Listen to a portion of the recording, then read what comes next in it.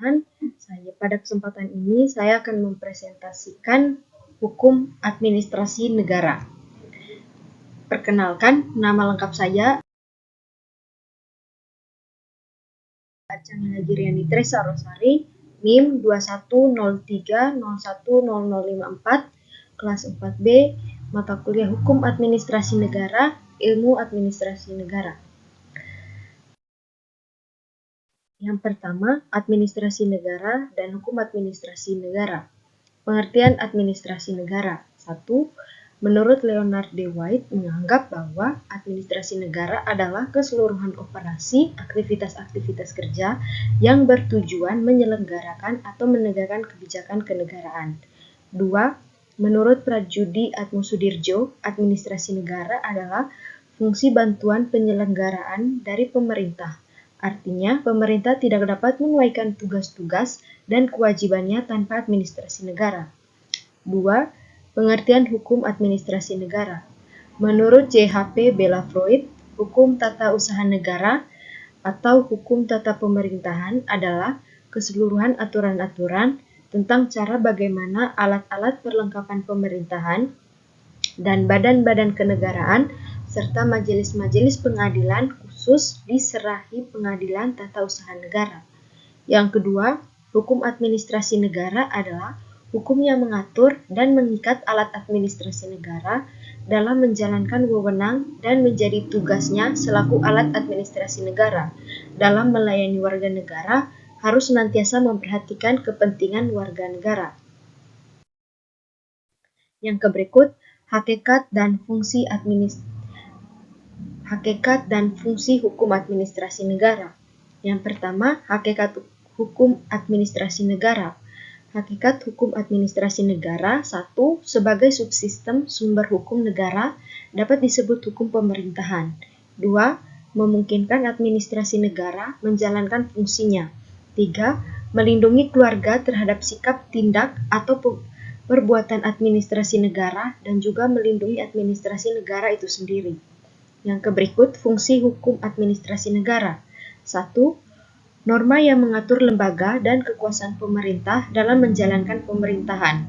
2. Sebagai sarana menjalankan pemerintahan atau kewenangan dan kebijakan. 3. Menjamin warga negara atas tindakan pemerintah. Yang berikut adalah 3 cara memperoleh kewenangan. 1. Atribusi. Atribusi merupakan wewenang untuk membuat keputusan yang langsung bersumber kepada undang-undang dalam arti material.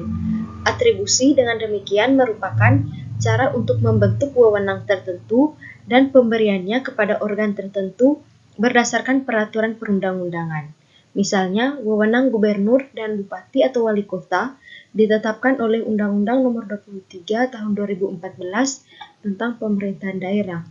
Yang kedua, delegasi. Delegasi merupakan pelimpahan wewenang untuk membuat pesluit oleh pejabat pemerintahan kepada pihak lain dan wewenang yang dilimpahkan itu menjadi tanggung jawab pihak lain tersebut. Wewenang delegasi harus didahului oleh wewenang atribusi. Artinya, badan atau pejabat pemerintahan dapat melakukan pendelegasian wewenang jika peraturan perundang-undangan sebelumnya telah membentuk dan memberi wewenang kepada badan atau pejabat pemerintah tertentu terlebih dahulu. Yang ketiga, mandat. Mandat adalah pelimpahan kewenangan dari badan dan atau pejabat pemerintahan yang lebih tinggi kepada badan atau pejabat pemerintahan yang lebih rendah, dengan tanggung jawab dan tanggung gugat tetap berada pada pemberi mandat. Mandat terjadi jika organ pemerintahan mengizinkan kewenangannya dijalankan oleh organ lain atas namanya. Yang berikut, tindakan hukum pemerintah di ranah publik dan tindakan hukum pemerintah di ranah privat. Yang pertama, tindakan hukum pemerintah di ranah hukum publik. Hukum publik adalah hukum yang mengatur segala sesuatu yang menyangkut kepentingan umum, seperti hubungan antara warga negara dengan negara dan seluruh komponen yang terlibat dalam negara. Macam-macam hukum publik. Yang pertama, hukum pidana, hukum tata negara, hukum tata usaha negara, hukum internasional. Ciri atau karakteristik dari tindakan hukum publik yang dilakukan oleh pemerintah adalah 1. Untuk kepentingan umum, 2. Dilakukan atas dasar kewenangan, 3. Tidak adanya kesetaraan posisi antara yang mengatur dengan yang diatur, 4. Sanksinya tegas dan dipertahankan secara sepihak oleh penguasa atau dapat dipaksakan. Yang berikut, tindakan hukum pemerintah di ranah hukum privat. Hukum privat adalah jenis hukum yang berguna untuk mengatur hubungan antar individu satu dengan lainnya, termasuk negara sebagai pribadi. Ciri atau karakter dari tindakan hukum privat dapat dilihat dari ciri hukum privat itu sendiri, karena tindakan hukum privat tunduk pada hukum privat. Macam-macam hukum privat, yang pertama hukum perdata, yang kedua hukum peniagaan. Ciri atau karakteristik tindakan hukum privat adalah 1. Mengatur kepentingan individu, 2. Dibuat atas dasar konsensus para pihak, yang ketiga terdapat kesetaraan posisi di antara para pihak, yang keempat dipertahankan sendiri oleh para pihak, yang kelima sanksinya tergantung kemauan para pihak. Yang berikut, hubungan antara asas-asas umum pemerintahan yang baik dan good governance.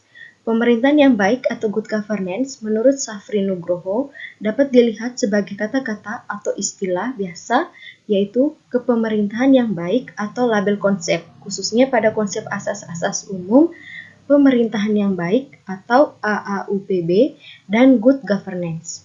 Perkembangan konsep good governance sebetulnya merupakan aspek dinamis dari administrasi negara pada setiap saat yang selalu dihadapkan pada tantangan untuk melakukan perubahan di bidang administrasi negara, utamanya pada tata kelola penyelenggaraan pemerintahan. Penerapan konsep good governance pada hakikatnya dimaksudkan untuk mewujudkan penyelenggaraan negara yang solid, efisien, dan efektif. Dalam konsep good governance, terkandung makna ditinggalkannya monopoli pemerintah dan dikembangkannya partnership pengelolaan negara antar sektor publik, yaitu oleh 1. Negara atau pemerintah, 2. Swasta, dan 3. Masyarakat.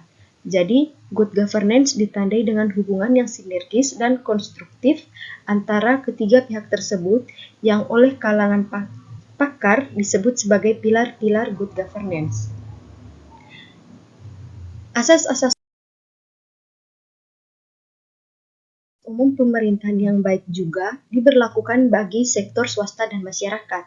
Hal ini dikarenakan pada dasarnya wujud good governance adalah penyelenggaraan pemerintahan negara yang solid dan bertanggung jawab serta efisien dan efektif, dengan menjaga kesinergian interaksi yang konstruktif di antara domain-domain negara, sektor swasta, dan masyarakat. Ada 3 aktor yang terkait di dalam konsep good governance, yakni negara, sektor swasta, dan masyarakat. Dalam sistem pemerintahan yang baik, sinergi tersebut mengusung prasyarat nilai-nilai dasar atau prinsip yang bersifat universal maupun kondisional. Karakteristik universal meliputi antara lain supremasi hukum, transparansi, profesionalitas, partisipasi, sensitivitas, dan akuntabilitas. Perpaduan antara karakteristik tersebut dalam konteks Indonesia antara lain disebut sebagai asas-asas penyelenggaraan negara yang terdiri atas asas kepastian hukum, kepentingan umum, keterbukaan, proporsionalitas, profesionalitas, dan akuntabilitas. Sekian presentasi dari saya mengucapkan terima kasih.